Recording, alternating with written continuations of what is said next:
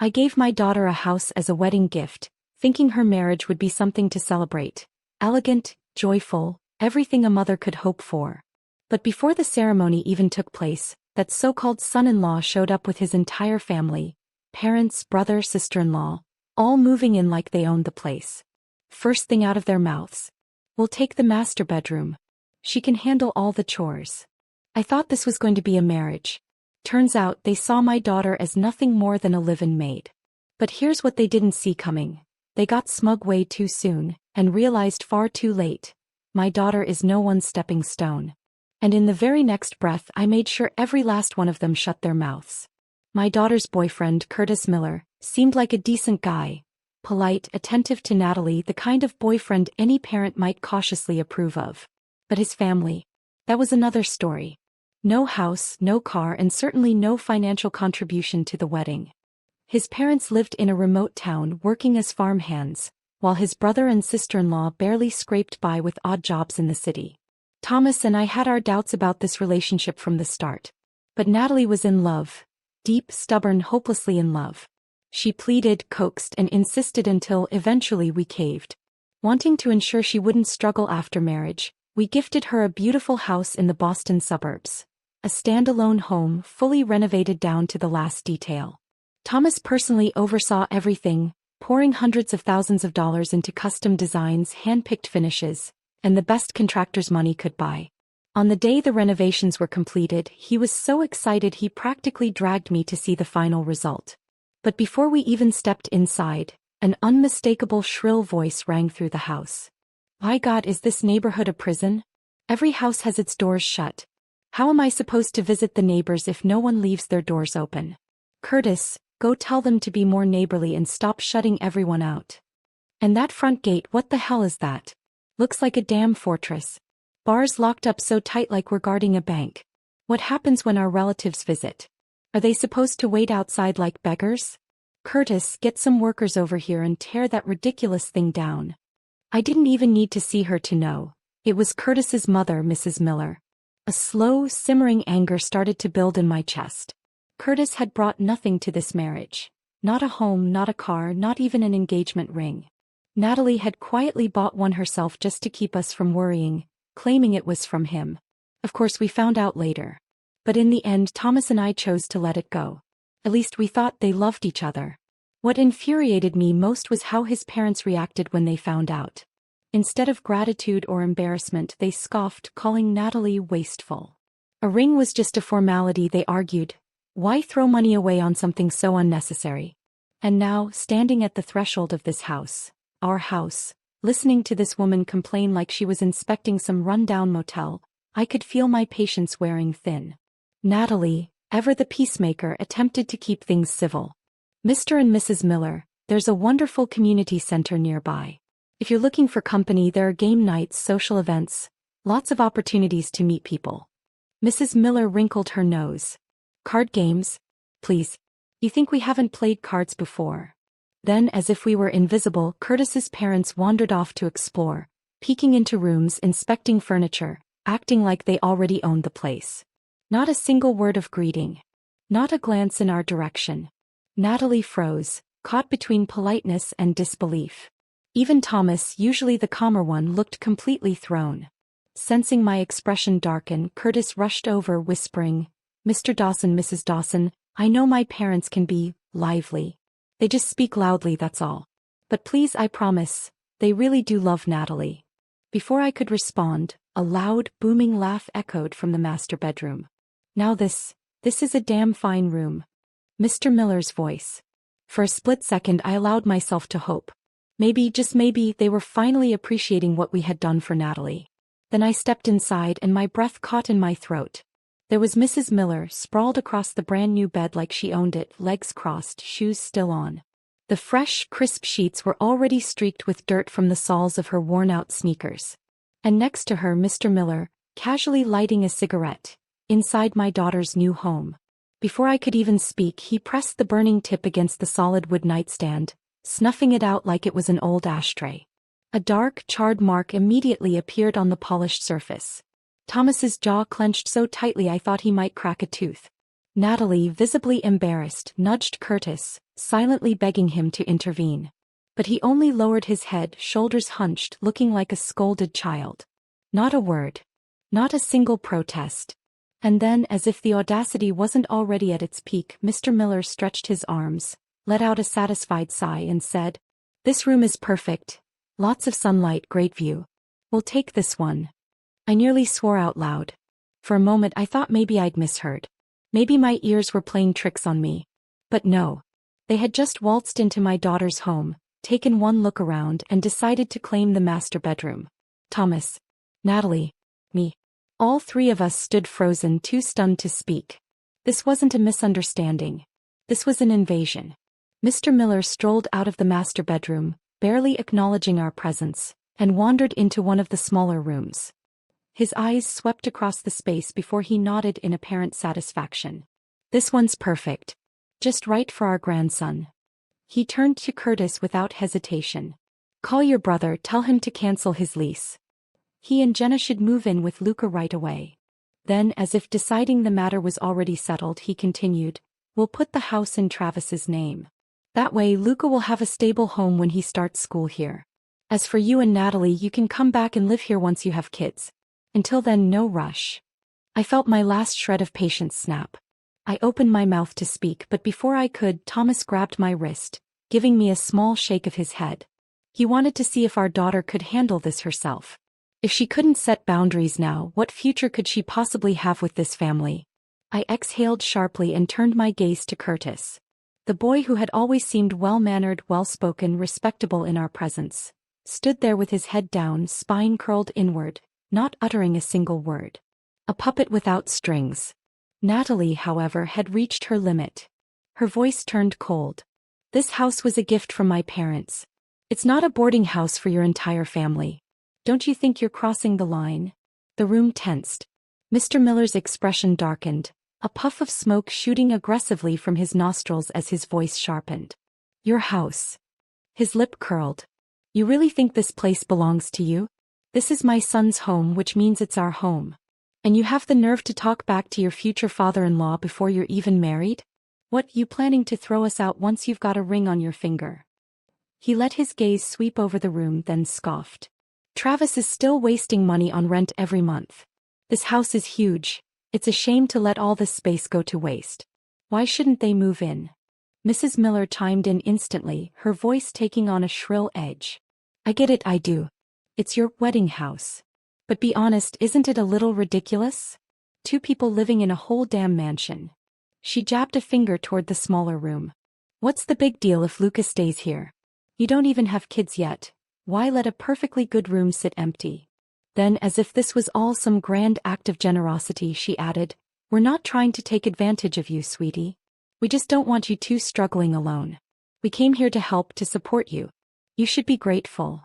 And then, as if sensing how icy our expressions had become, she turned her focus to Natalie and smirked. "Besides, you're about to be my daughter-in-law. It's only right that you take care of us. Cooking, cleaning, you're responsible for making sure we're comfortable. Don't get any ideas about slacking off just because you're the bride." My fingers curled into fists. Natalie's hands trembled at her sides, her breath coming sharp and fast.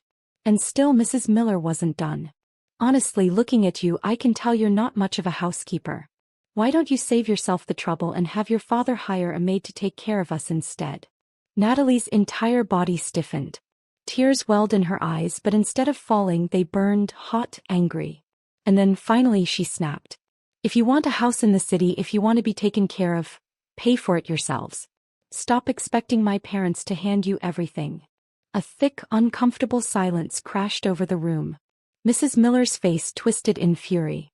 "Curtis, are you hearing this? This is the woman you're about to marry, talking like we're some kind of beggars. Since when did her family's money become more important than ours? A married couple shares everything, doesn't she understand that?" Curtis's face paled. His voice rose in alarm. "Natalie, you can't say things like that. Apologize to my parents." Natalie's sharp gaze turned on him, her voice as cold as steel. "Curtis, if you actually believe that, then take your parents and get out of my house. My parents bought this for me. Not you. Not them." Curtis's hand shot out, grabbing her wrist. Natalie, come on. You always throw these little tantrums and I always let it go. But can't you show my parents just a little respect? Natalie yanked her arm away, turning her back on him completely. Mrs. Miller let out a bitter laugh. You should be grateful to be marrying a man like Curtis. You think you're too good for us? Look at yourself. You're selfish, spoiled, and completely lacking in respect. Frankly, I don't think you're even good enough for my son. She spun toward Curtis, eyes blazing. Do you see now? She looks down on us just like all these city folks do. Natalie met her glare head-on, voice steady.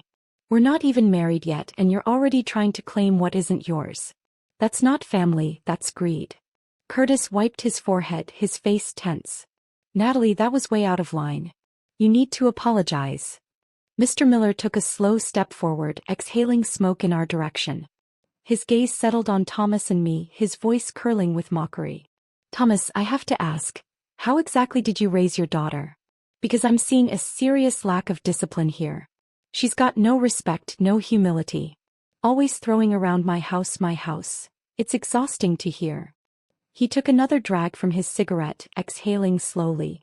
You wouldn't be looking down on us country folk now, would you? His eyes narrowed as he added almost lazily, you know, Curtis didn't turn out like this on his own.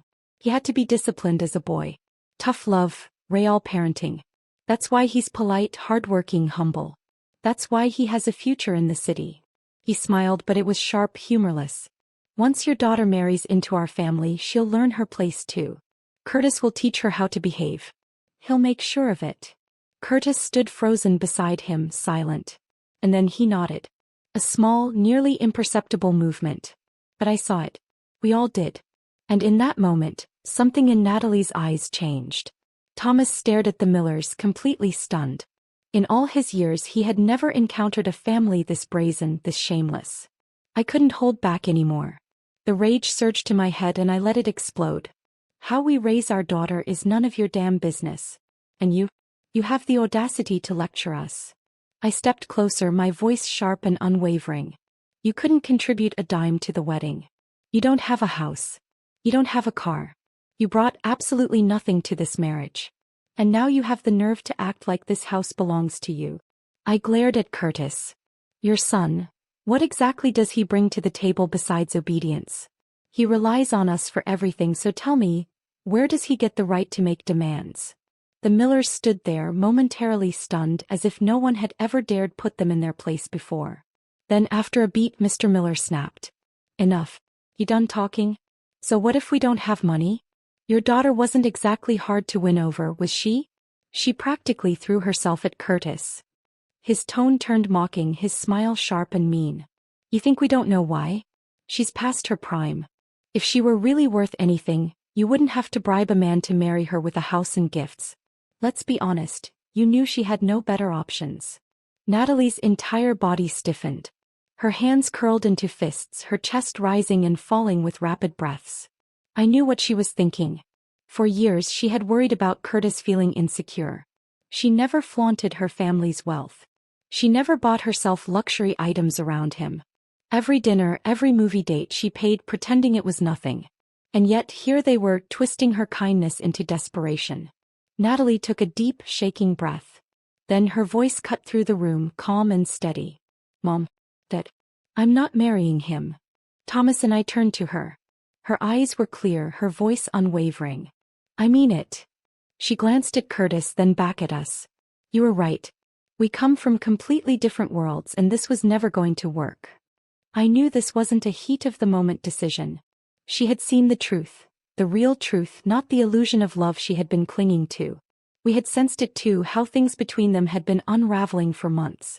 But today this moment had been the final straw. Mrs. Miller wasn't ready to give up. She let out a cold laugh. Oh please. Don't act like you're the victim here. Even if you call off the wedding, my son would never take you back. Natalie didn't even spare her a glance. She turned to Curtis, her voice as sharp as ice. Take your parents and leave. We're done. Curtis panicked, reaching for her wrist. Nat, come on. Don't do this. Don't be so stubborn. She yanked her arm away like his touch burned her. Don't touch me. Mr. Miller let out a derisive laugh. Look at you, Curtis. Pathetic. She's not even your wife yet and you can't control her. If you let this slide, she'll walk all over you for the rest of your life. His voice dropped into a sneer. Are you even a man? And that was it. I snapped. I grabbed the glass from the table and slammed it onto the floor. The crash echoed through the house, leaving an eerie ringing silence in its wake. Then Thomas moved. With a roar of pure fury, he lunged forward and threw a solid punch at Mr. Miller's face. The impact sent Mr. Miller staggering backward, slamming into the wall before he collapsed onto the floor, choking on his own breath. A dark red bruise was already blooming across his cheek. Mrs. Miller shrieked. You're crazy. That was assault. Thomas stood over him, his voice low and menacing. Say another word and you won't make it out of this house. Curtis stood frozen, his face ghostly pale. He didn't dare move. I stepped forward and for the first time Curtis looked afraid. His voice wavered. I only said that because she was disrespecting my parents. If she apologizes, maybe we can just forget about all this. Before he could finish, Thomas's palm cracked across Curtis's face, the force sending him stumbling backward onto the floor. A bright red handprint bloomed across his cheek. He clutched it, stunned, eyes wide in disbelief. You bastard, Thomas snarled. That was for Natalie. That was for every word you let them say about her. Curtis scrambled backward, his breath coming in panicked gasps, looking like a trapped rat. Mr. Miller, still dazed, started pushing himself up when Thomas turned back to him. Mr. Miller paled. You lay another hand on me, I'll call the cops. You'll go to jail for this. Thomas grabbed him by the collar and yanked him up, lifting him clean off the ground. Shut up. Mr. Miller struggled, his legs kicking helplessly, his shoes tumbling off. Let me go, you psycho. Thomas leaned in, his voice razor sharp. I see you now for what you really are. Even if Natalie wanted to marry into your family, I would never allow it. Mr. Miller was shaking now, his bravado completely shattered. Thomas tightened his grip. My daughter is smart, beautiful, and capable. She doesn't need your son. In fact, she's too good for him. His voice dropped lower, more dangerous. You couldn't pay for a wedding.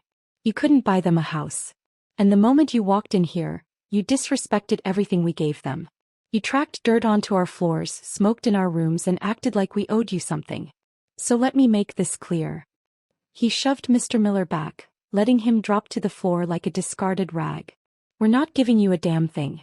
Now get out of my house. Mr. Miller, now trembling, nodded furiously. Thomas kicked his shoe toward him. Pick it up and go. Mr. Miller scrambled to his feet, nearly tripping over himself as he ran toward the door. I crossed my arms, smirking. Look at him. Running off and leaving his wife and son behind. Mrs. Miller, still stunned, suddenly grabbed Curtis's arm and dragged him toward the exit. At the door, she couldn't resist one last parting shot. You'll regret this. Curtis could have any woman he wants. Girls would line up for him. Your daughter will end up alone. I took a step forward and she bolted.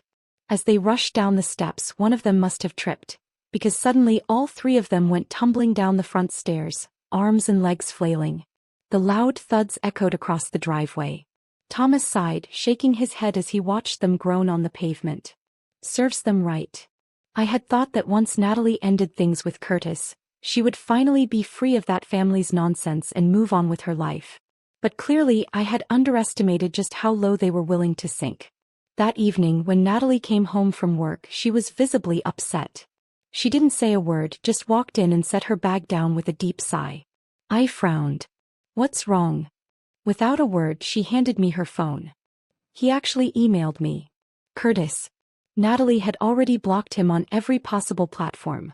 Calls, texts, social media. Yet somehow he had found a way to weasel back into her life. Thomas and I leaned in, scrolling through the email. The subject line was simple. Natalie, since we've broken up, it's only fair that you pay me back what you owe. Thomas's eyebrows shot up. You borrowed money from him? Natalie let out a dry, humorless laugh. Check the attachment. We clicked on the file and my blood pressure nearly doubled. It was a spreadsheet. A meticulously organized, itemized list of every single dollar he had ever spent on her over the course of their relationship. Tuesday, Starbucks. 2 coffees. $11.80. Valentine's Day flowers. $20. Uber ride last weekend, $14. Birthday gift card, $200. Dining out 12 times, total, $1,770. Split evenly, $885. Line after line, neatly laid out, tracking a full year of expenses like she was some kind of investment he wanted a return on. And at the bottom in bold, total, $2,897.36. I'll be generous. Just send me $2,897 and we'll call it even. Thomas and I stared at the screen, utterly speechless. I could feel the heat rising to my face. My hands curled into fists. This man had no shame. Did he really think we didn't know the truth? For nearly every dinner, movie, or trip they had taken, Natalie had been the one pulling out her credit card. Curtis had treated our family to dinner once, and it was at a damn fast food chain. On his birthday, Natalie had bought him the latest iPhone, spending over $1,200. On her birthday, all she got was a $200 gift card. And let's not forget last year when his father had a health scare. I was the one who went to the hospital with a $1,500 gift. But now he wanted to bill her? The audacity. And to top it all off, the email ended with a not-so-subtle threat. If you don't pay up, I'll have no choice but to go to your workplace and settle this in person. Settle what, exactly? This wasn't just absurd. It was pathetic. The moment the elevator doors slid open, I immediately knew something was wrong. A crowd had gathered near the lobby, murmuring and pointing toward the entrance. The air buzzed with anticipation like people were watching some kind of spectacle. And right in the center of it all, Curtis and his parents. Curtis himself was hunched in the corner, his head down as if trying to shrink out of sight. But his parents? They were shouting like they were leading some kind of street protest. Mrs. Miller's shrill voice rang through the air. "Where is your supervisor? I want to see a manager. We're here for Natalie, she owes my son money and refuses to pay up." The gathered employees exchanged puzzled glances, whispering among themselves. More people trickled in, drawn by the commotion. And then, the moment Natalie and I stepped out of the elevator, the entire floor fell silent. All eyes snapped to us.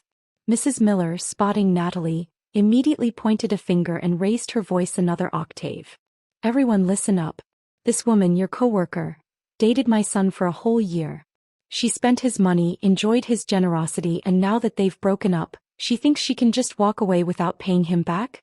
You tell me, is that fair?" The whispering resumed louder than before. "Wait, is that true? I thought she came from money? Isn't her dad some executive at Granite Group? What if all that was just an act?" Natalie's entire face turned red. I could feel her shoulders trembling. She had never been in a situation like this, humiliated in public, treated like some con artist. She had always been poised, professional, well-respected. And now, in an instant, Curtis's family had reduced her to a spectacle. I stepped forward, gently placing a hand on her back, reassuring her. "I had this." I squared my shoulders, crossed my arms, and fixed my gaze on Mrs. Miller. And just like that, the moment I stepped in, their arrogance wavered. They had already felt Thomas's wrath once before. They knew what I was capable of. Still, Mrs. Miller puffed up her chest, trying to salvage her performance. "We just want what's fair. Your daughter owes my son money and we're here to collect." I arched an eyebrow, my voice cool and cutting.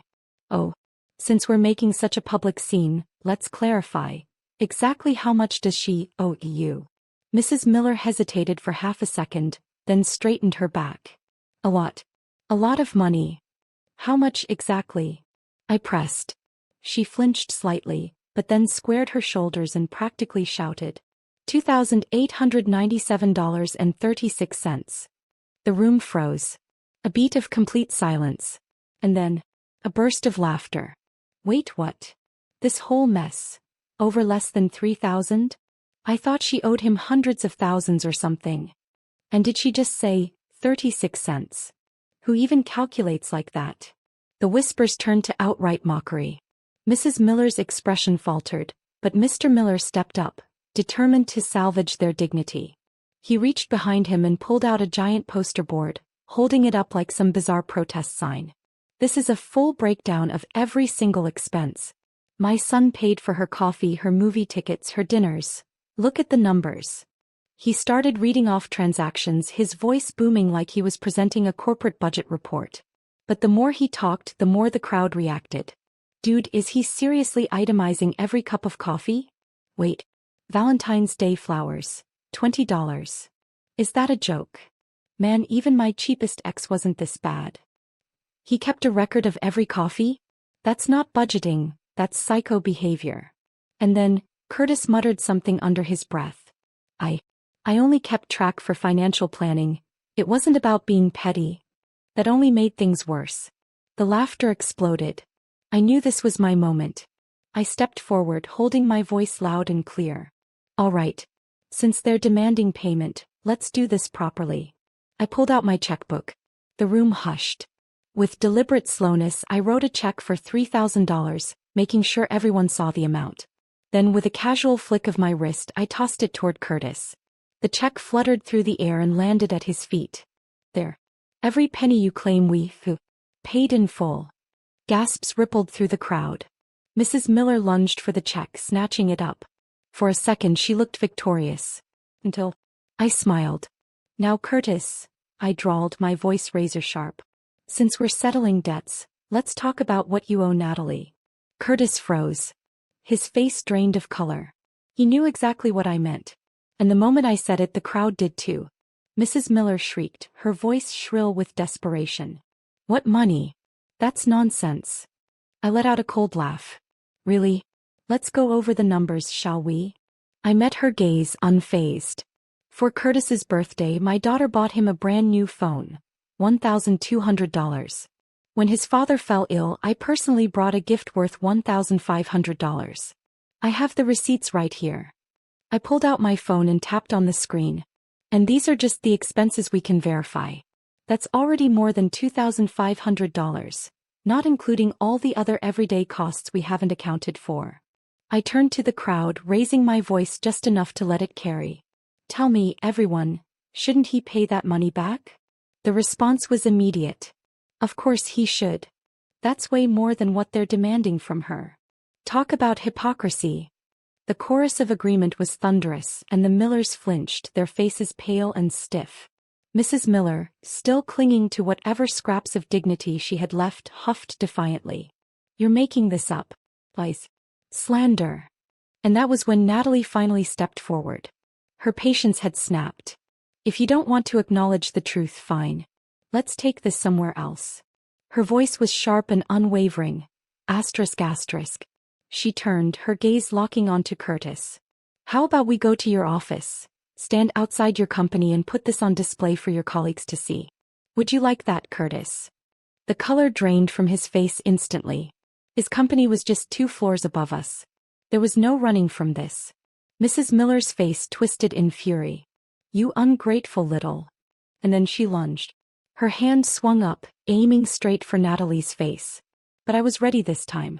The moment her arm moved, I stepped forward, placing myself between them. My voice was low, calm, and unwavering. You better put that hand down.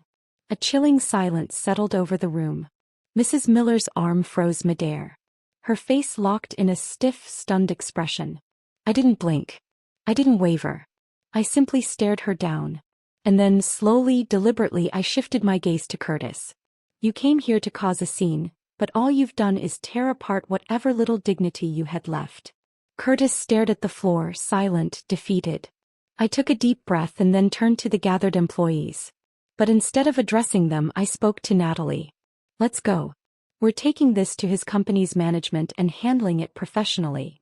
No yelling. No threats. Just calm, decisive action. Without another word, we turned and walked toward the elevator. We didn't look back. We didn't need to. The damage had already been done. The supervisor arrived quickly, his expression polite but puzzled. Can you tell me what's going on? He asked, glancing between us and the growing crowd. I pulled out Curtis's own email, the one he had so eagerly sent demanding money. Holding it out, I calmly summarized the situation. We're not here to argue. My voice was steady, unwavering. We simply want a fair resolution. The supervisor skimmed the email, his frown deepening as I continued explaining. Then just as I finished, one of his assistants stepped up and whispered something in his ear. His eyes flickered toward me, a shift in his demeanor almost instantaneous. "Excuse me, are you Mrs. Dawson from Granite & Co.?" I nodded, offering a composed smile. "That's me." Immediately his posture straightened. His tone became formally polite, even apologetic. "I sincerely regret that this situation has escalated to such a level. Our company takes professionalism and ethical behavior very seriously. I'll be speaking to Curtis privately to address this." Then he turned to Curtis, and his tone hardened. "Curtis, I am truly disappointed. Keeping detailed accounts of personal expenses, demanding repayment after a breakup, and causing a public disturbance outside another company's office? This is completely inappropriate." Curtis's face went ghost white. He opened his mouth, scrambling for an excuse. I didn't think it would turn into this. The supervisor cut him off. "You have not only embarrassed yourself, but you've also damaged this company's image. This will be reported to HR." Curtis visibly shrank, his head dipping lower and lower, his hands twisting together as he nodded weakly. His arrogance, his entitlement, completely gone. I nodded, offering the supervisor a polite thank you. It was done. I turned to Natalie, ready to leave. But just as we took a step. "Wait. This isn't over." The sharp, grating voice of Mrs. Miller sliced through the air. I paused, then slowly turned back, fixing her with a calm, unreadable stare. I didn't need to say anything. Because at that moment, everyone knew exactly who had already won. A few weeks passed and life finally seemed to return to normal. Natalie settled back into her routine. Work, coffee dates with friends, weekend yoga sessions. She looked better, lighter, no longer carrying the weight of past stress on her shoulders. Thomas and I had an unspoken agreement not to bring up Curtis or anything that had happened. We didn't want to risk reopening wounds that were still healing. He was doing well. At least in front of us, she made sure everything appeared in order. Until that night. She walked in with takeout in hand, but something in her expression was off. I glanced at her while setting the table. "Work okay?" I asked, keeping my tone casual. She hesitated, then wordlessly handed me her phone. He reached out again. The screen displayed a text from an unknown number, but the words were painfully familiar. "Curtis. Natalie, I've been thinking a lot lately. I know I messed up. I shouldn't have listened to my parents, and I should never have taken my frustration out on you. I have nothing now, but I want to start over. Will you give me another chance?" I exhaled slowly and looked up at her. "This is the third one." Her voice was quiet. "I haven't responded." I nodded. "Good. Silence is the clearest answer." She sighed. I don't understand. Is he actually sorry, or does he just hate losing?" "Probably both," I said, my voice even. "But that's not your problem anymore. His growth isn't your responsibility." She stared out the window, saying nothing. I knew her heart wasn't wavering. It wasn't love she was struggling with. It was habit. The emotional residue of investing so much into someone, only to realize they were never worth it. Then just a few days later, things took a turn. That evening she walked in with a different look. Not sadness, but something colder. Sharper. She set her phone on the counter. "Mom, look at this." I picked it up, and the moment my eyes landed on the screen, my stomach twisted. A social media post. An anonymous message. Attached was a blurred photo and edited video clips, carefully pieced together to paint a false narrative. The caption was nothing short of vicious. "Real-life gold digger. Extorted her ex after the breakup. Bragged about her wealthy background. Guess she's not so untouchable now, huh?" A slow, simmering rage built in my chest. "Do we even need to guess who did this?" She shook her head. "I can't trace the account, but look at the content. These pictures, these clips, it's all from Curtis. He cropped himself out, used an anonymous account, but we both know." I clenched my jaw. "So now he's resorting to this." She let out a slow breath, the exhaustion settling in. "I just wanted to move on. Why can't he let me?" I took her hand, squeezing it firmly. "Because he's not stuck on you, he's stuck on his own ego. He's not capable of moving forward, so all he knows how to do is drag people backward." That very night I reached out to an old college friend, now a lawyer at a well-known firm. By the next morning, we had formally issued a legal notice demanding the removal of the anonymous defamatory content, along with a request to preserve the poster's IP information for potential legal action. We also filed a civil harassment report, ensuring there was now an official record of Curtis's actions. For the moment, things seemed to settle. But Curtis wasn't done. A week later, Natalie received a package in the mail. Inside was a handwritten letter from Curtis. The tone dripped with regret, self-blame, and nostalgia. He wrote about their first date, the way she smiled, the nights she stayed up caring for his sick father. Every line carefully crafted to tug at her emotions. But then the last few sentences revealed the truth. I can't accept you walking away completely. You know I have nothing left. You were my only light. If you don't come back, I don't know what I might do. This wasn't an apology. This was emotional blackmail. My expression darkened as I read the final words. Without hesitation, I called our lawyer and started the process to file for a restraining order. That afternoon, Natalie and I went to the courthouse together. She sat on a bench, gripping the letter so tightly her knuckles turned white. Mom. Her voice was quiet, strained. I know I'm handling this the right way. But why does it still feel so exhausting? I placed a hand on her shoulder. You're not tired. You're healing. And that takes time. But you're already doing everything right. She exhaled slowly, then met my gaze. For the first time, there was no hesitation in her eyes. I won't let him hurt me again. I smiled. That's my daughter. A few weeks later, the court officially approved the temporary restraining order, legally barring Curtis from contacting or approaching Natalie in any way. We also provided all supporting evidence to Granite & Co.'s legal team, ensuring there was a record on file in case of any future issues. This time we weren't waiting for him to apologize. We weren't giving him a single chance to reappear in our lives. Natalie had finally broken free. She was no longer the girl who tiptoed around someone else's emotions. No longer the girlfriend who compromised, apologized, or tried to fix someone who refused to change. She had stepped fully into her own life. And without realizing it, she had begun to move beyond the limits she once set for herself. She poured herself into work, no longer letting emotions derail her focus.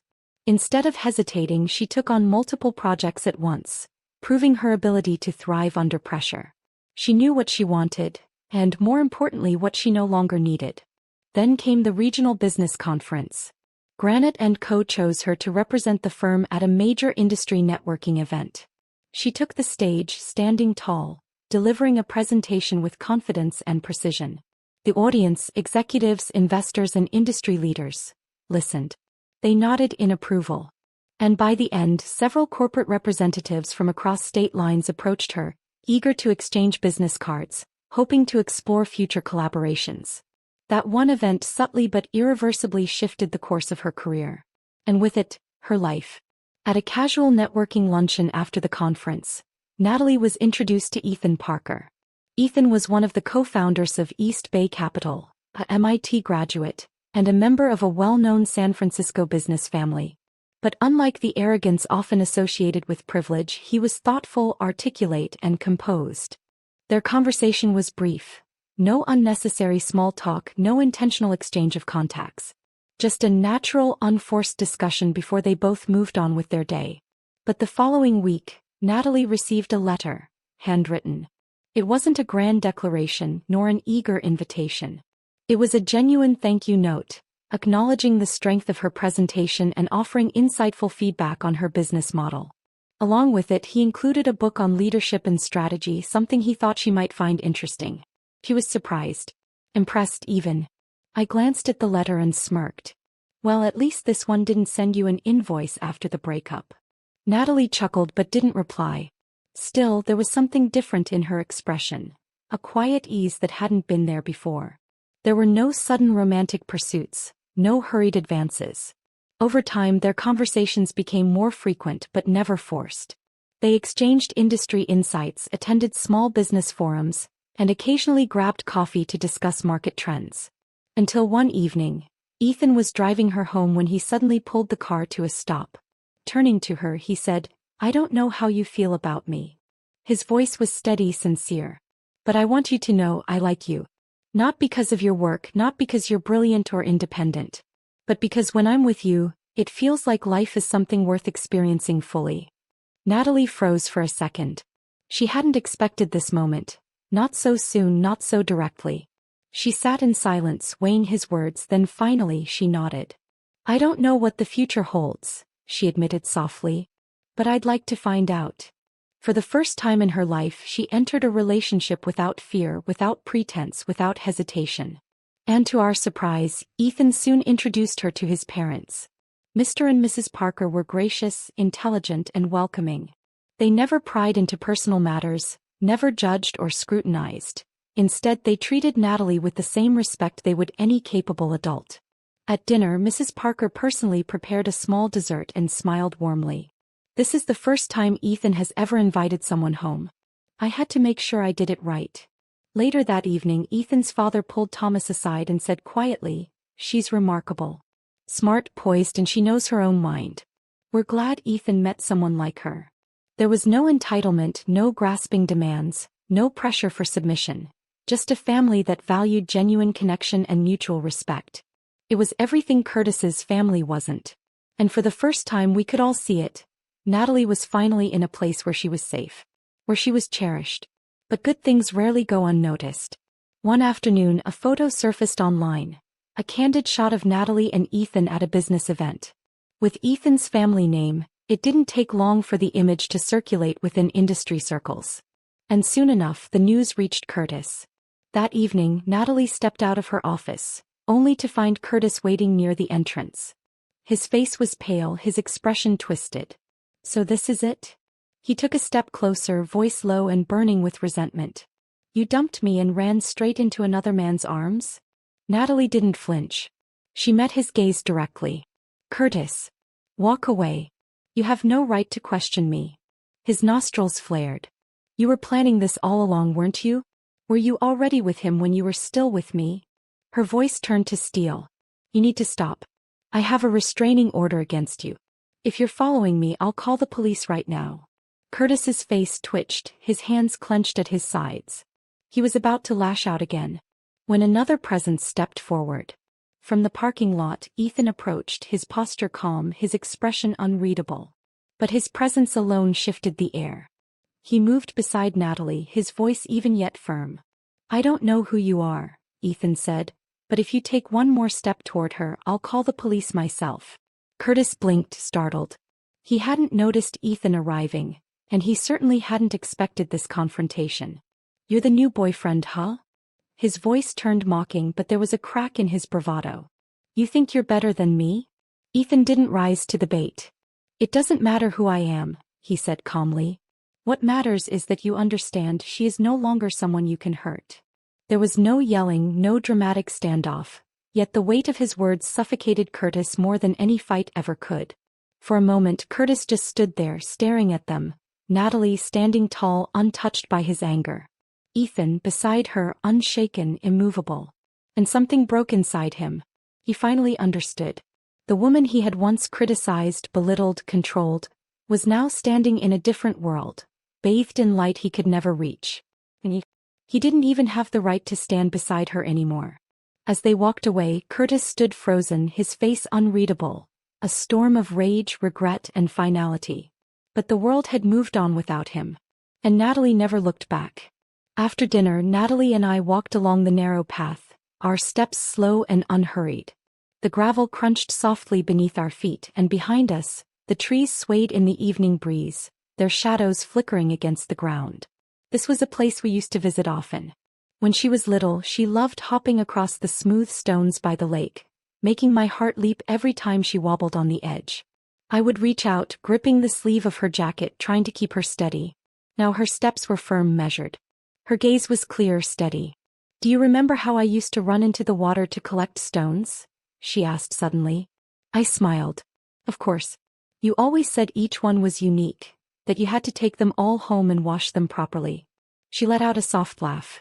Back then I thought every little detail in the world was worth holding on to. And now. He paused, thoughtful. Now I know. Some things are meant to stay in your heart, not in your life. I turned to look at her. She was no longer the little girl who panicked when things went wrong. Mom. She spoke again, her voice quieter. What do you think people spend their whole lives chasing? I didn't answer right away. Instead, I looked out at the water, where the sunlight reflected in soft, shifting ripples. I think it's different for everyone. But for me, it's peace. She raised an eyebrow. Not happiness? I shook my head. Happiness is tricky. Sometimes it's just someone else's expectations. Sometimes it's just a fleeting rush. But peace, that's something you build for yourself. It's not given. And it's not something that happens overnight. She was quiet for a long moment, absorbing my words. Then, in a voice as soft as the evening air, she said, I used to think I had to be loved by someone else to feel like my life had meaning. But no. I think learning to love myself is the most important thing. That's enough. I nodded. That's more than enough. She smiled at me. You've always known this, haven't you? I didn't answer. I just held her gaze. And in that moment I knew she didn't need me to shield her anymore. She had learned how to stand in the wind, to listen to the water, to hear the voices of the world, and decide for herself which ones mattered. We kept walking side by side along the lake's edge. In the distance, a few ducks drifted lazily across the water, their movements sending gentle ripples outward, one after another. And suddenly it struck me, this path we had walked countless times before. The difference was, back then she had always looked to me to find her way. Now she could walk it on her own. But every now and then she still chose to reach for her mother's hand. And that was enough. I'm Natalie. And once, I truly believed that love could overcome everything. When I first met Curtis, he was quiet, reserved. He carried himself with a sense of seriousness that made him seem more mature than the guys around him. I mistook that restraint for depth. I mistook his frugality for a practical, grounded approach to life. Even when friends gently warned me that he was stingy, I dismissed it as harsh judgment. The first time he took me out to dinner, it was at a fast food chain. He ordered the cheapest meal on the menu and told me, "Don't order too much, it's wasteful." I smiled, said it was fine, and convinced myself that this was simply a man who valued practicality. He never gave gifts. On Valentine's Day, he Venmo'd me $5.20, joking that it's the thought that counts. And I was touched. I thought it was charming, minimalist, a mature kind of romance. It took me far too long to realize that his so-called practicality was just greed in disguise. I never once kept score when it came to gifts. For his birthday, I bought him a brand new iPhone. When mine came around, he handed me a $200 gift card, telling me to get myself something nice, and then, with a straight face, added, "Couples shouldn't measure love with money." And I, like a fool, nodded along. He didn't have a car, so I drove. He didn't have a place, so I said it didn't matter. He told me he couldn't afford a ring yet, so I secretly picked one out myself, had my best friend buy it, so I could surprise him on our wedding day. Now, looking back, I can't believe how blind I was. And that was only the beginning. The first time I visited his home, his mother barely glanced at me before coldly asking, "Do you cook?" Before I could respond, she added, "City girls don't belong in kitchens." But let me make it clear, that won't work in our family. I laughed, thinking it was a joke, and said, "I can cook, and I'd love to learn more." She didn't smile. She simply huffed, as if confirming something to herself. I thought if I was kind enough, sincere enough, she would eventually accept me. I didn't realize that was just the beginning of her endless tests and criticisms. She mocked my clothes, saying I dressed too flashy. She mocked my career, saying a woman who's too ambitious is hard to control.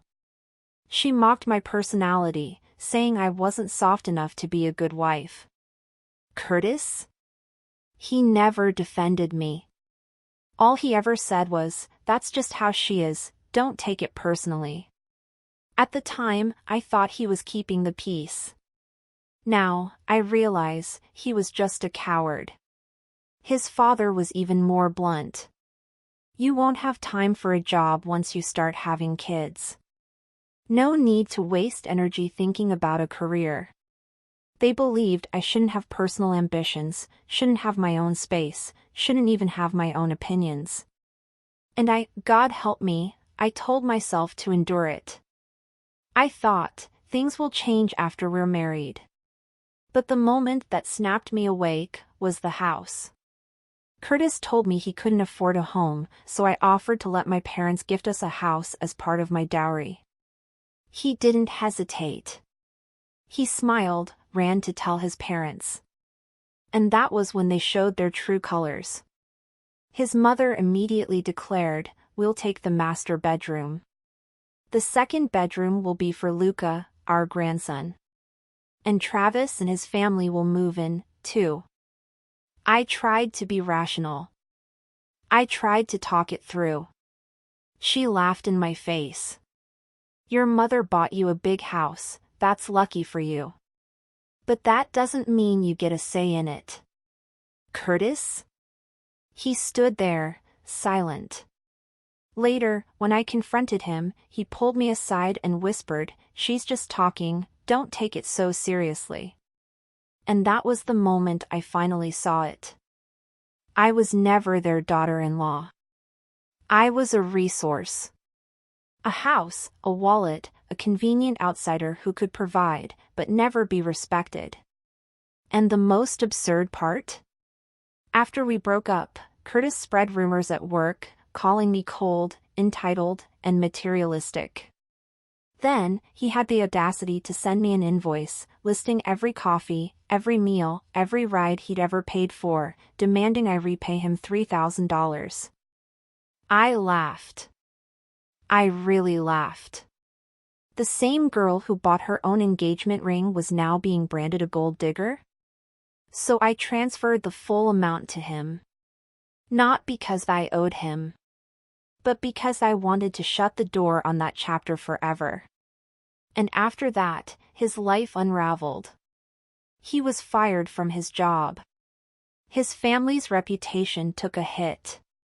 Every resume he sent out was met with silence. People said he looked drained, miserable, lost.